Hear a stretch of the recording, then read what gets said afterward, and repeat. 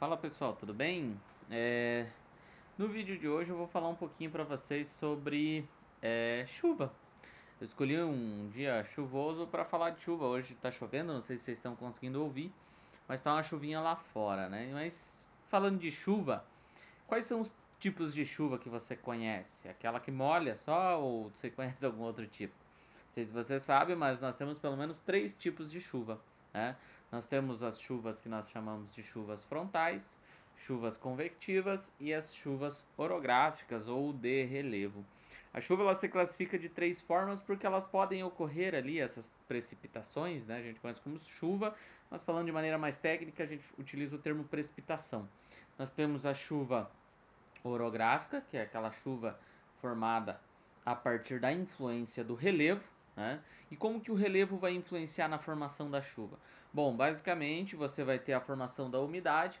Essa umidade ela vai se deslocar e quando ela se desloca, ela se choca com o relevo. Aí, ao ela se chocar ali com o relevo, ela vai ser impulsionada a altitudes maiores e chegando em altitudes maiores, a gente tem ali uma redução da temperatura. Reduzindo a temperatura, essa umidade ela se condensa, né? Esse vapor de água vai se condensar, né? E vai causar a precipitação.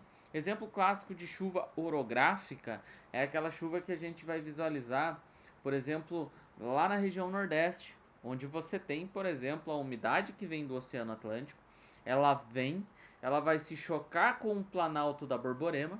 O Planalto da Borborema vai fazer o que? Vai impulsionar essa umidade para cima. A cada 1000 metros de altitude, nós vamos ter uma queda de 6,5 graus. E quando essa umidade sobe, se eleva, né, ela vai condensar, ou seja, as gotículas vão se unindo, vão se tornando mais pesadas e depois elas caem. Então você vai ter a precipitação ocorrendo, né? Lá no Nordeste, no Planalto da Borborema, a gente tem um exemplo clássico de chuva de relevo, né? A região onde chove, que geralmente é ali parte do Agreste, zona da mata, a gente vai chamar de chuvas de barlavento. E o lado oposto, né, do Planalto da Borborema, a gente vai chamar essa região de sotavento. Eu costumo brincar que essa região basicamente só está vendo a chuva acontecer, mas não consegue receber essa mesma quantidade de umidade. Por isso, em parte, que o sertão nordestino ele é tão seco, justamente pelo fato de que o Planalto da Borborema impede que essa umidade que vem lá do Oceano Atlântico chegue até essa região, né, do chamado polígono das secas, essa região ali do sertão nordestino. Então essas chuvas que ocorrem por influência do relevo, a gente chama de chuvas orográficas, né? Você vai encontrar, por exemplo, lá numa questão de vestibular, de Enem, o termo orográfico. Né? Chuva orográfica é aquela chuva que tem a influência do relevo na sua formação. A umidade vem, se choca com o relevo, vai ser impulsionada para altitudes maiores. Aqui em cima é mais frio, ela condensa e depois precipita, né? Então, esse é o primeiro tipo de chuva que eu tenho para falar para vocês. O segundo tipo de chuva que eu tenho para falar para vocês é o que nós chamamos de chuvas frontais, né? O que é uma chuva frontal? Ela é formada por uma frente, né? Uma frente de umidade, né?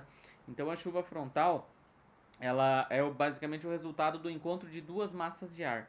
Você vai ter uma massa de ar mais quente, uma massa de ar mais fria. Esse choque, né, entre duas massas de ar, uma mais úmida, a outra pode ser mais seca, ou as duas podem ser mais úmidas, mas com temperaturas diferentes. Isso pode causar aí o que nós chamamos de chuvas frontais, que são aquelas chuvas causadas pelo encontro de massas de ar.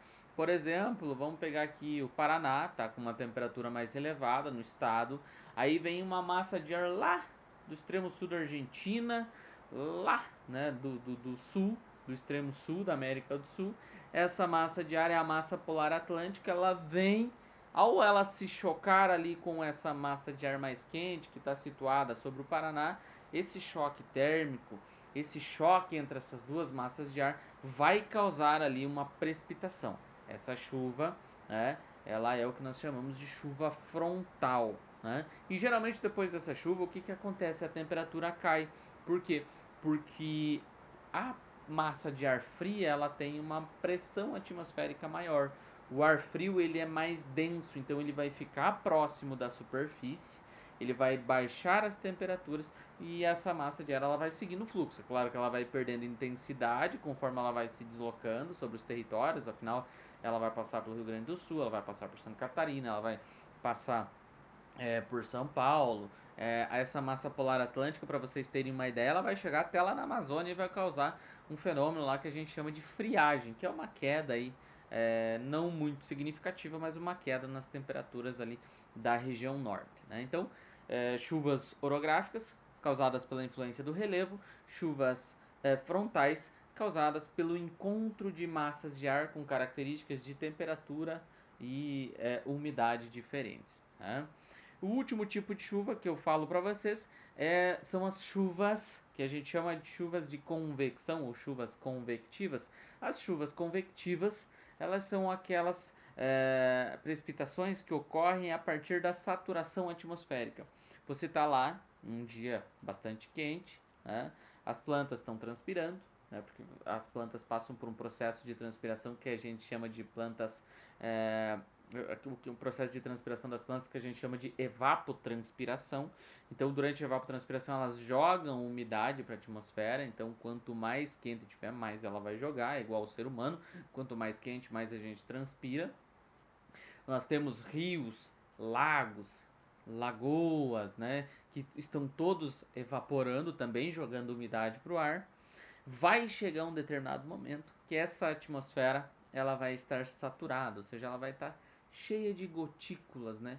Cheia de vapor d'água, né? E aí, o que acontece? Em um dia quente, o ar da superfície ele está mais aquecido. E quando esse ar ele se aquece, ele tende a subir, né? Porque ele se torna menos denso. Então ele sobe, o ar frio lá de cima desce, né? O ar da superfície está mais leve, porque está mais quente, ele sobe. E aí você tem esse fluxo de sobe e desce. Quando você tem uma atmosfera saturada de umidade, né?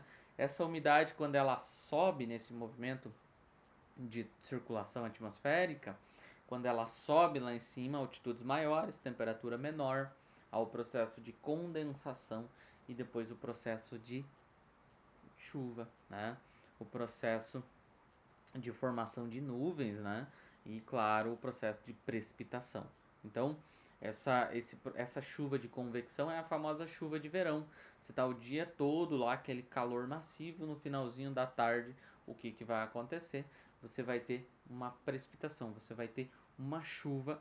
Por quê? Porque simplesmente a atmosfera ela saturou. Essa umidade subiu, condensou e depois precipitou, tá? Eu espero que tenha ficado claro para vocês. Se você não está inscrito no canal, se inscreva.